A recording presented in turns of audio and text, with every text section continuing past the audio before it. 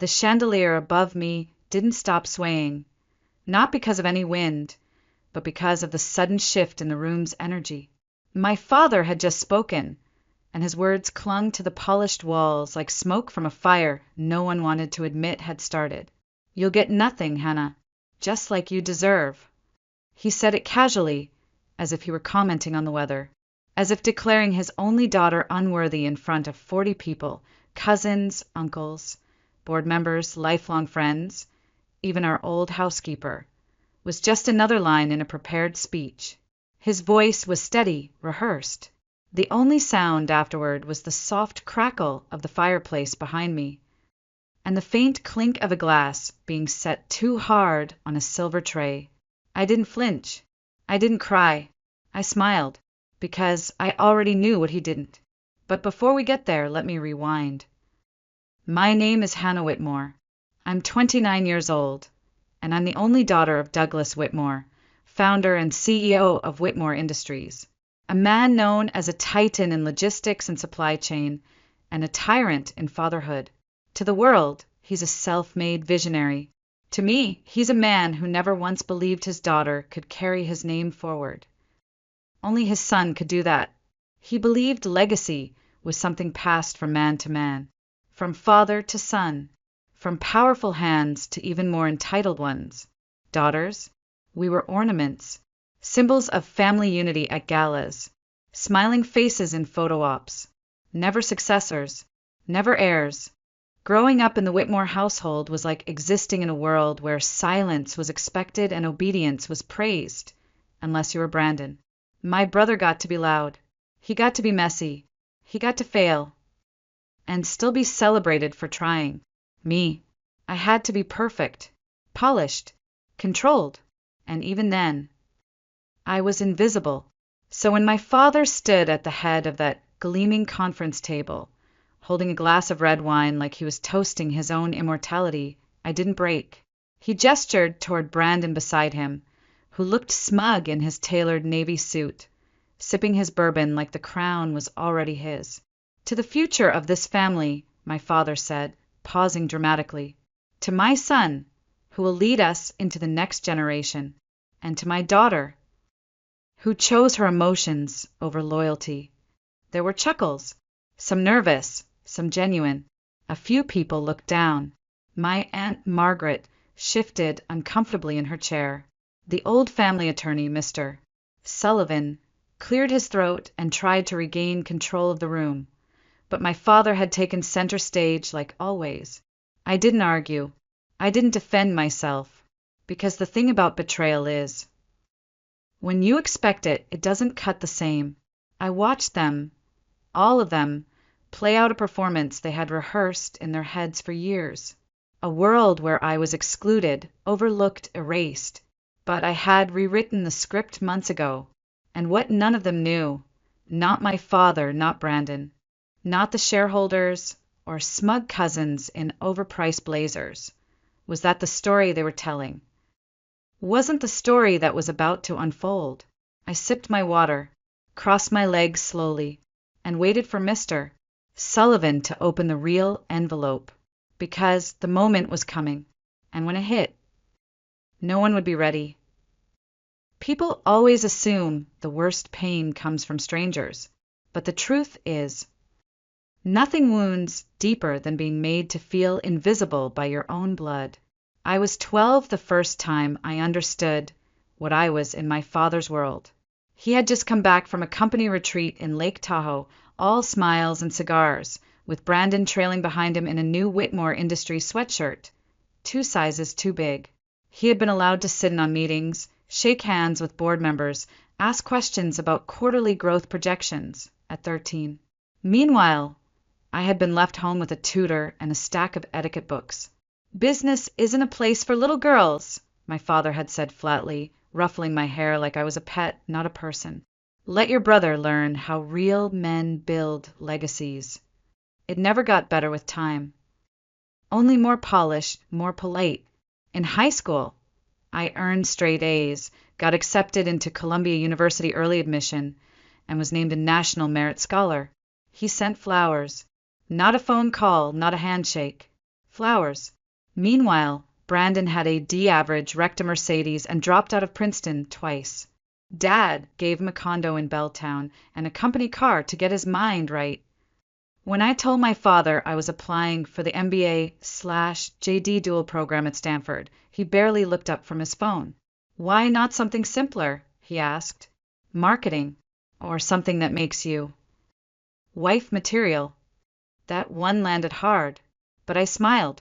I always smiled, because the one thing I learned early on was that emotions gave him ammunition. If I cried, I was weak. If I argued, I was too much. If I stayed silent, I was boring. No matter what I did, I wasn't enough.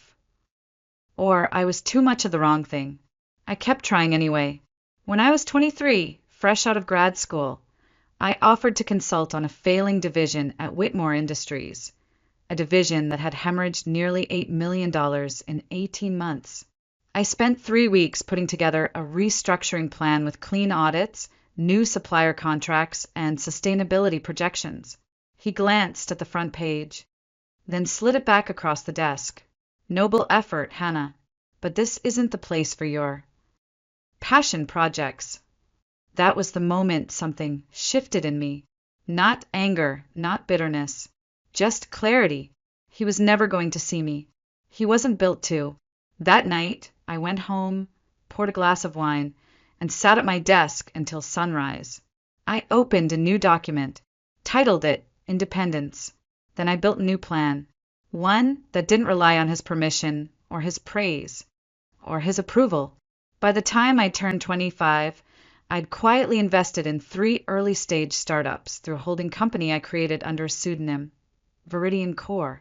I joined advisory boards, took midnight meetings with venture capitalists, consulted in supply chain tech as a ghostwriter for CEOs who'd never admit they needed help from a woman half their age. I didn't do it for revenge. I did it because I had to breathe somewhere. And I couldn't breathe inside the walls of Whitmore Industries. Every family event was a performance. Every holiday a stage. Brandon giving toasts about tradition. My father boasting about mergers. Me pouring the wine. Laughing in the right places. Playing nice. Wearing beige. Letting my voice go soft so I wouldn't upset the balance. But underneath the silk blouse and soft curls, I was building something, and no one saw it coming, not even me, because part of me still hoped, some naive, aching part, that one day he'd say, "I'm proud of you." Instead, when I turned 28 and asked for a meeting to present a logistics startup I'd been developing for over a year, he laughed. Laughed. Like I'd asked to be Queen of England. "You're a lovely girl, Hannah. But you don't need a company. You need a husband." I said thank you, and walked out of his office. For the last time. They say every empire has a beginning. Mine started on the edge of a hospital bed, with a paper cup full of pills and the fading voice of a man who still saw me. My grandfather, Edgar Whitmore, was the founder of Whitmore Industries, a true patriarch. He built the company from nothing, just 2 freight trucks and a vision, into a global logistics empire. But more than that, he was the only person in the family who never once made me feel like I had to apologize for being a woman. He used to call me Hawk. Said I saw things no one else in the family dared look at. And I'd always remember where the real power lived. When he got sick, it wasn't sudden. Parkinson's crept in like fog, slow, quiet, and relentless. The kind of disease that strips dignity piece by piece. My father visited once a week, Brandon less than that. But I came every morning. I fed him when his hands trembled too hard to hold a spoon. I read him the business pages, even though he pretended not to care anymore. I sat with him during the long silences when he forgot my name. Then apologized for it, and I never once asked him about the will. I didn't have to, because Grandpa started talking. Little by little. "Your father thinks bloodlines build dynasties," he muttered once, eyes half closed. "But it's vision that keeps them alive. And you, Hawk, you see farther than any of them." I smiled, thinking it was just his way of being kind. But then came the day he leaned in, voice sharp, lucid, more focused than he'd been in weeks. "I don't trust your father anymore." I froze. He never said things like that. Not aloud. "He's pushing for power of attorney. Wants control of everything before I'm even gone," Grandpa whispered. "But I'm not blind. I've seen what you've built. Quiet. Smart. No applause, no press releases. But real. You've done what none of them could." It was the first time in years I felt seen. "I don't want the empire to rot in Brandon's hands," he said. "And your father, he's too far gone to fix it." I swallowed hard. "What do you want to do, Grandpa?" "I want a second opinion. A clean legal one. Outside the family." So I helped him. Not because I wanted the inheritance, but because I wanted to protect what he built from being poisoned by the same man who dismissed my every effort. We met with a private firm he trusted, discreet, airtight. Together, we drafted a revised estate plan. It wasn't petty. It was structured, fair, but decisive, and it named me as the primary heir to his controlling interests in Whitmore Industries, bypassing the internal board and family channels completely. It required third-party verification, cognitive assessments, and was sealed with 2 independent witnesses. "Your father will never see it coming," he said the day he signed it. I didn't smile. I just nodded, because even then, I knew this wasn't going to end clean. The week he passed, my father gave a eulogy in front of hundreds, investors, politicians, longtime employees. He wept on cue, delivered quotes from Edgar's old speeches, and ended with a toast to the future of Whitmore Industries in Brandon's capable hands. He never mentioned me. Not once. I sat in the second row, silent, unseen.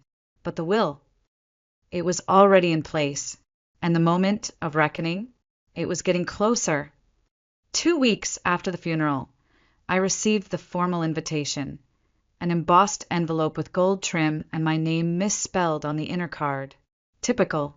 The reading of Edgar Whitmore's final will and testament would take place in the Whitmore Industries executive boardroom. Monday morning, 10 sharp. When I arrived, the room was already nearly full. Polished mahogany table, leather chairs, bottles of imported water neatly lined at each seat, and mine was at the far end, next to the radiator. Not a mistake.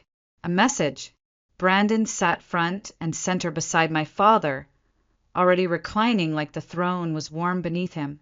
He held a glass of bourbon, not coffee, not water, like this was a victory party, not a legal procedure. He grinned when he saw me, that slow, condescending tilt of the mouth he reserved for waiters and women he didn't find attractive. I walked to my seat without reacting, without acknowledging the people who either averted their eyes or offered forced smiles. I didn't need pity. I needed silence. Mr. Sullivan, the family attorney, was setting up at the head of the table. He was sharp as ever, glasses low on his nose, spine straight, suit pressed with precision. But there was something in the way he avoided my father's gaze that made my heart start to slow, not speed up. Douglas Whitmore stood abruptly, glass raised. The room quieted instantly. "To the future of this family," he said with that faux warm tone he used in press interviews. "To my son, Brandon, who'll carry the Whitmore name with pride into the next generation. And to my daughter, who chose feelings over family and silence over strength." A few people laughed. Nervously, my Aunt Margaret let out a strangled cough. I didn't move. My fingers rested on the stem of my water glass. My heels were crossed precisely at the ankle. My expression? Neutral, because I knew what was coming. Brandon leaned into my father's shoulder, whispering something smug enough to make them both chuckle. Mr. Sullivan cleared his throat once. Then again, he adjusted his glasses, opened the folder in front of him, and said, "Let's begin." But before he could read the first line, my father cut him off. "Actually, let me say one more thing," Douglas said, turning to the room. "My father built this company with his hands. I built it with my vision. And now, Brandon will take it into the future. It's only right. It's only fair. He looked at me then, right at me. But Hannah, she's chosen another path. And I respect that. Truly, not everyone's meant for boardrooms and bloodlines. A perfect performance, measured, strategic, public. I could feel eyes on me. Some were sympathetic. Most were indifferent. I smiled. But not the kind that reaches your eyes.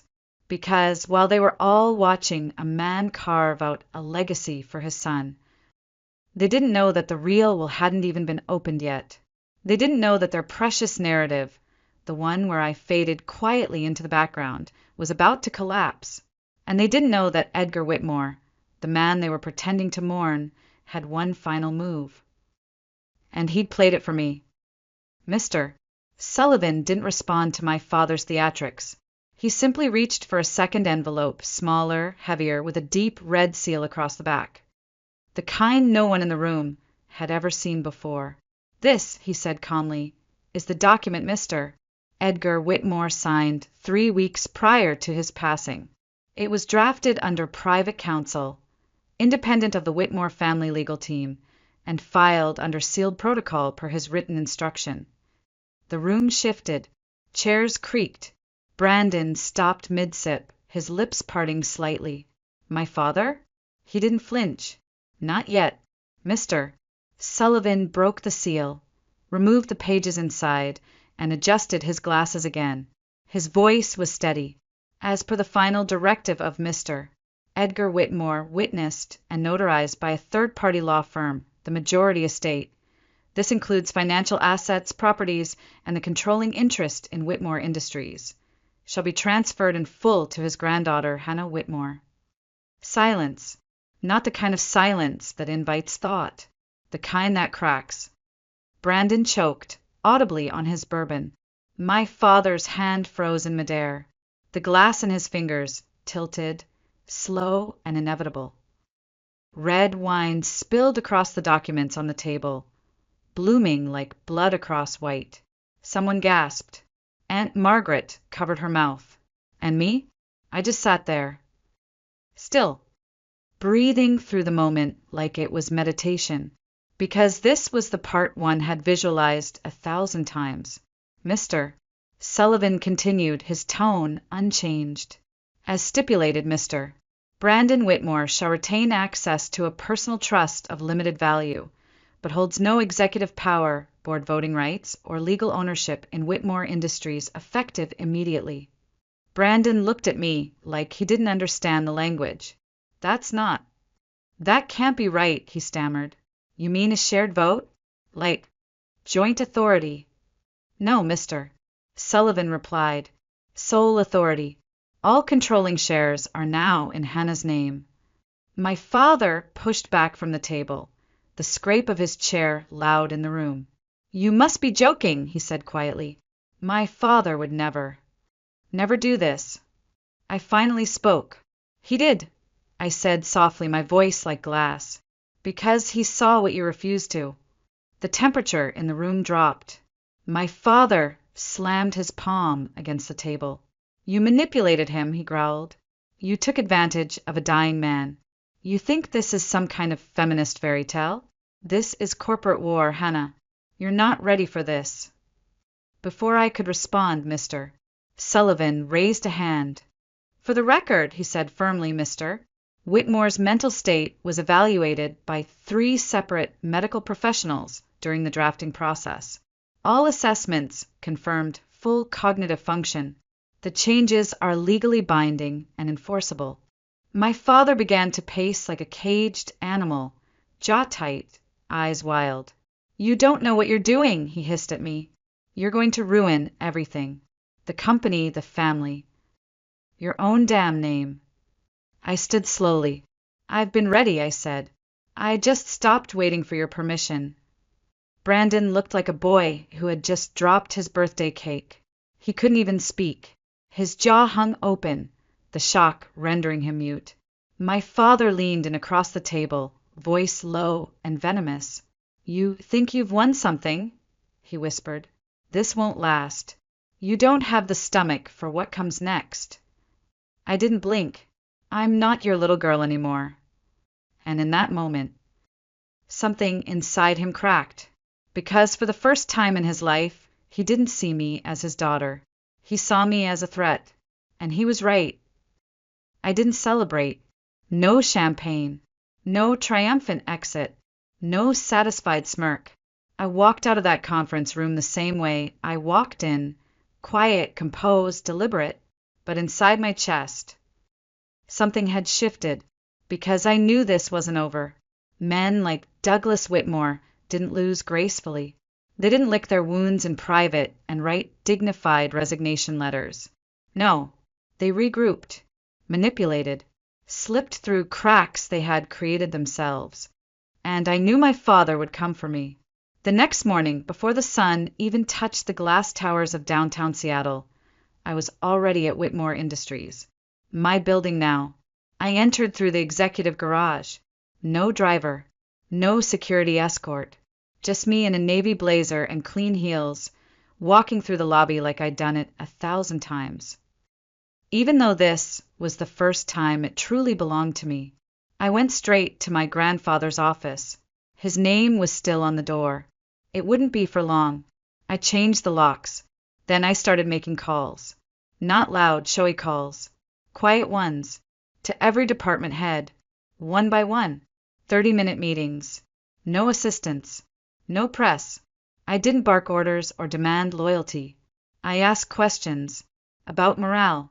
About systems. About gaps. About the things no one had ever asked them before, because my father had been too busy performing power. And when I left those rooms, I left with more than answers. I left with allies. But I knew conversations weren't enough. So I did what my father never expected. I left a paper trail.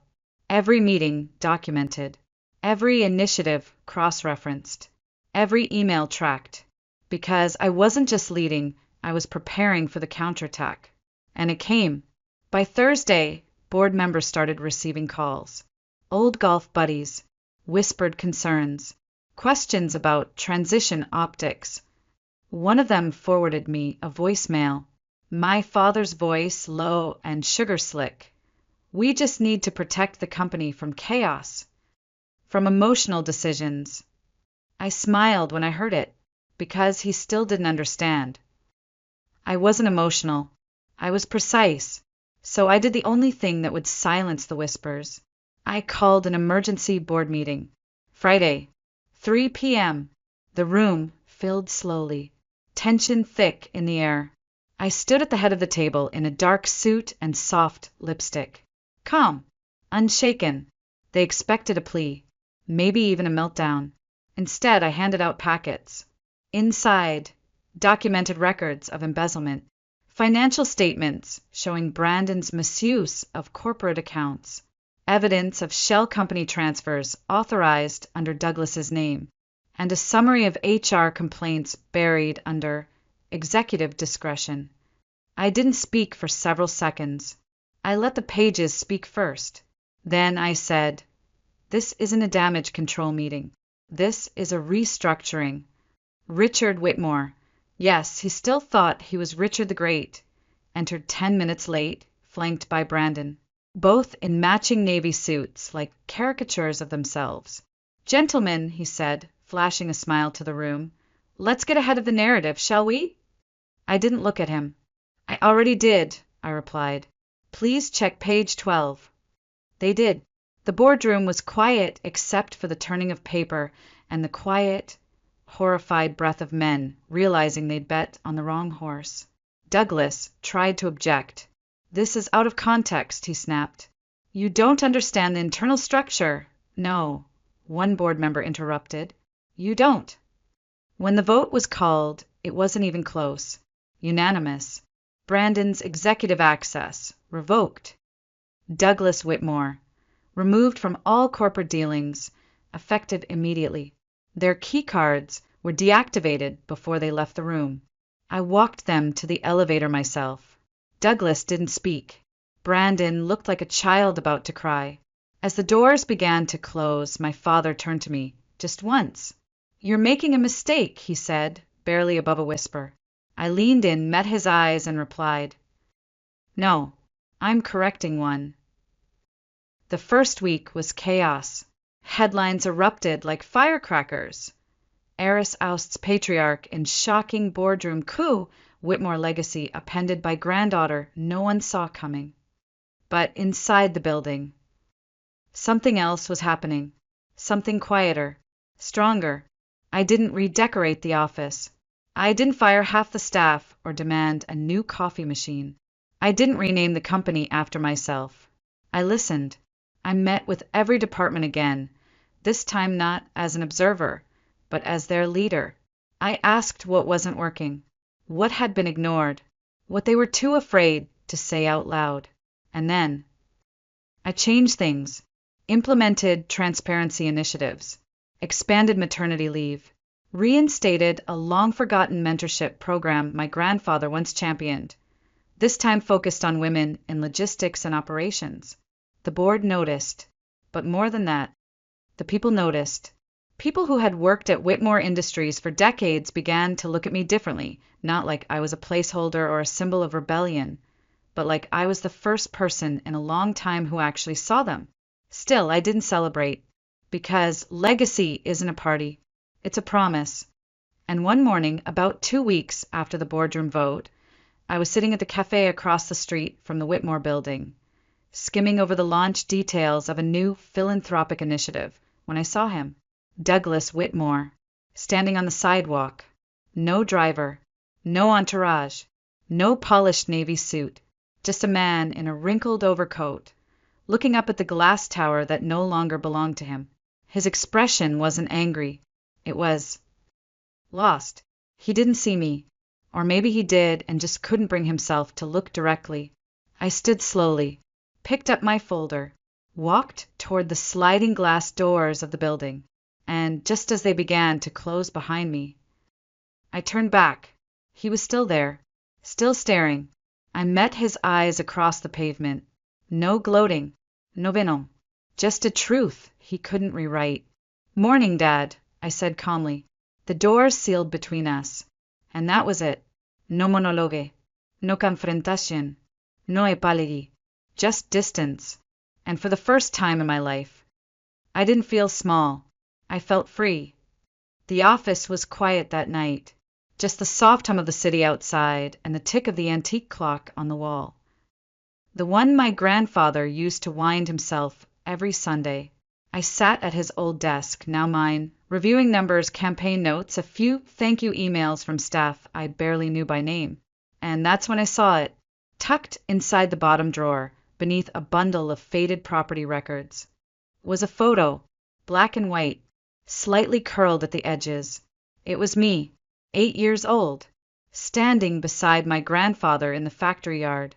He had one hand on my shoulder. I was squinting into the sun, holding a clipboard nearly twice my size. On the back, in faint blue ink, were 4 words: "You always had it." That was all.